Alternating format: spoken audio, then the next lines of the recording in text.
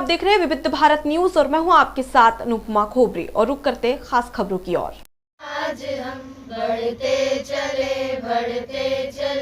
इस देह पथ पर, आज हम संकटों से हम न डरते, क्यों डरे आंधी से हम, ओ भले प्रतिकूल सारा हार ना मानेंगे हम। वात्सल्य ग्राम में विश्व पर्यावरण दिवस पर किया गया वृक्षारोपण। साध्वी ऋतंभरा दीदी मां ने दिया पर्यावरण जागरूकता का संदेश। आज पूरे विश्व में विश्व पर्यावरण दिवस मनाया जा रहा है, जिसको लेकर सभी के द्वारा वृक्षों को बचाने के लिए जगह जगह संदेश दिए जा रहे हैं। आज इसी क्रम में वात्सल्य ग्राम प्रांगण में साध्वी ऋतंभरा दीदी मां ने भी वृक्ष लगाए।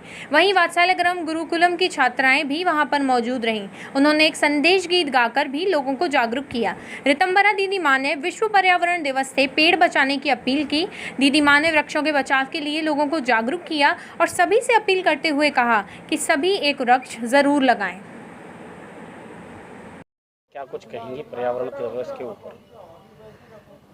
मैं अभी यही बच्चों से भी निवेदन कर रही थी, सबको पर्यावरण दिवस पर सारे भारतवासियों से मेरा निवेदन है कि धरती को सजाइए। एक पूत कपूत हो सकता है, पर वृक्ष जो है वो बहुत सारी पीढ़ियों को फल देते हैं, छाया देते हैं, बक्कल देते हैं, आशीषें देते हैं, पक्षियों के बसेरे बनते हैं और जब हमारी अंतिम क्रिया होती है उसमें भी अपना योगदान देते हैं। इसीलिए वृक्षों से और पानी की शुद्धता से, वातावरण की शुद्धता से पर्यावरण का हमें रक्षण करना चाहिए। हमारी महत्वाकांक्षाएं इतनी निरंकुश नहीं होनी चाहिए कि हम सब को लील जाएं। एक विषय आता है कि जीने दो, जियो और जीने दो, और मैं कहती हूँ जीने दो और जियो। प्रकृति का पोषण करो ताकि प्रकृति हमारा पोषण कर सके। कभी नहीं किसी ने सोचा था कि पानी बिकेगा, और कभी नहीं किसी ने सोचा था कि ऑक्सीजन के लिए मनुष्य ऐसे दर-बदर भटकेगा। ये सारे दृश्य अभी हमने कोरोना काल में देखे हैं। जो प्रकृति है ना, वो समय समय पे मनुष्य को झंझोड़ के बताती है कि तुम अपनी सीमा लांघ रहे हो, इसलिए उस सीमा का अतिक्रमण नहीं करना चाहिए। मैं आपके माध्यम से एक निवेदन करना चाहती हूँ कि जहाँ सस्य श्यामला धरा ना हो, नव हवन धूम्र से भरा ना हो, जहाँ प्रकृति सुंदरी के अधरों पर मदमाती मुस्कान नहीं, वो मेरा हिंदुस्तान नहीं। इसलिए हिंदुस्तान को उदास मत बनाओ, हिंदुस्तान की श्री मत छीनो। भारत की वो सस्य श्यामला धरा जो हम ग्रंथों में पढ़ते थे, उसको पुनः स्थापित किया जा सकता है। इसलिए लाखों वृक्षों का अभियान चलना चाहिए। अभी तो मौसम कुछ ऐसा है, पर्यावरण के दिवस पर हम सिर्फ औपचारिकता ही कर सकते हैं, लेकिन बारिश के बाद हमारे को अवसर होगा पूरे भारत के अंदर वृक्षारोपण करने का।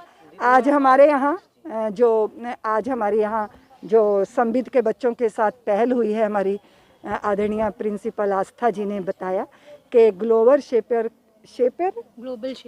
करके एक संस्था है, पल्लवी जी उसकी पावनी उसकी प्रतिनिधि हैं, और आप जो है महिलाओं के सशक्तिकरण के लिए भी काम कर रही हैं। तो आपके द्वारा वृक्ष जो हैं वात्सल्य में आए हैं, हम लोग इसको यज्ञ मानकर, हवन मानकर इसमें शामिल हुए हैं। दीदी, आगे लोगों से क्या कुछ कहना चाहेंगी पर्यावरण को लेकर के, किस प्रकार से शुद्ध बनाया जा सकता है? अगर पुरखों की चाल चलें तो सब शुद्ध हो जाएगा। पुरखे कभी हमारे प्लास्टिक के थैले लेके नहीं चलते थे, कपड़ों के थैलों का उपयोग होता था। जो चाकू छुरियां होते थे ना, वो प्रयोग करके फेंके नहीं जाते थे, उनको तीखा किया जाता था, है ना। हमारे बर्तन जो होते थे मिट्टी के होते थे, वो टूटते भी थे तो मिट्टी में मिलकर मिट्टी हो जाते थे। आपने जब दूसरों के तौर तरीके अपनाए, आपने अपना सब कुछ नष्ट कर लिया।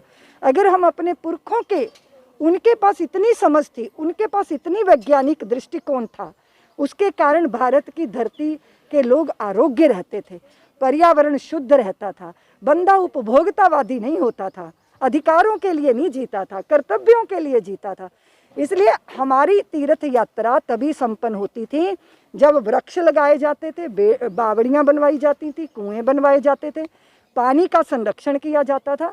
तो मैं एक ही बात कहूँगी कि अगर तुम भारत को भारत बना के रख सके तो हम अपने लिए ही नहीं जीवन पाएंगे, हम पूरे संसार को एक दृष्टिकोण दे देंगे। जो कि तेन त्यक्तेन भुंजी था माँ गृधा कस्य सिद्धनम का मंत्र उपनिषदों का मंत्र है, त्याग पूर्वक जियो, त्याग पूर्वक भोगो। इसीलिए भोगी मत बनिए, युक्त हुई प्रकृति के साथ संवाद बनाइए, उसे माता मानिए। और माता की छाती का दूध पिया जाता है, खून नहीं पिया जाता। बस इतना निश्चय हो जाए, हमारा देश जगरमगर करने लगेगा। जी नमो नारायण भैया।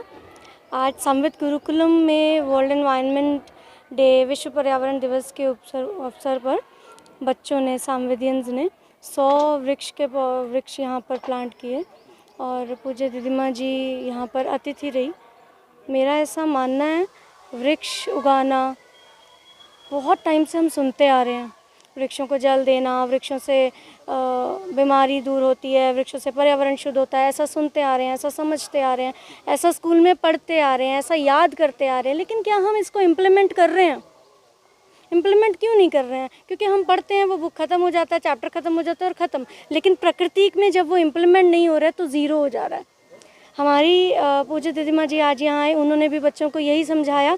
वो समय था जब पानी बिकना शुरू हुआ था, तब स्टेटस सिंबल लगता था, हाथ में बॉटल होगी, हम क्यों दूसरी बॉटल लेकर जाएं, मजाक होता था।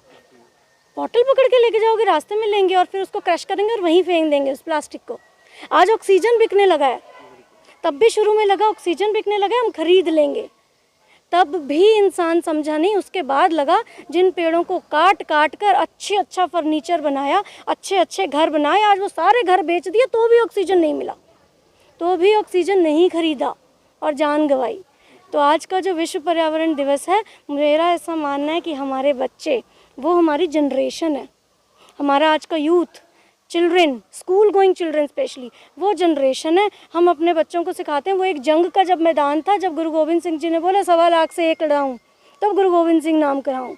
लेकिन वो जंग क्या, उस समय की जंग की ज़रूरत ये थी कि अपने राज्य को बचाना, पेट्रियाटिज़म होना। लेकिन ये भी एक जंग है। हमारा ऐसा मानना है, हमारी यहाँ संवित की बेटियाँ, एक बेटी प्रॉमिस करती है कि हम 50-50 लोगों को कम से कम ना पेड़ काटने देंगे, ना पेपर वेस्ट करेंगे। ये हम पढ़ते हैं, हर आंसर क्लास 1 से पढ़ना शुरू करते हैं। डोंट वेस्ट पेपर, पेड़ से पेपर मिला, रबड़ मिला, मेडिसिन मिला, लेकिन वो पेड़ काट दो। तो हम अपने बच्चों को आज ये सब करना सिर्फ औपचारिकता नहीं, बच्चों को ये सिखा रहे हैं ताकि वो आगे 50 को करवाएं। पेपर वेस्ट नहीं करें, इस छोटी सी बुनियाद से शुरू करें, अपनी कॉपी का पेपर नहीं फाड़ें, बस इतना। उससे आगे, उससे आगे, उससे आगे, और फिर ऐसे ही एक पूरी माला पिरोई जाती है और सुंदर ग्रीन इंडिया का निर्माण होगा।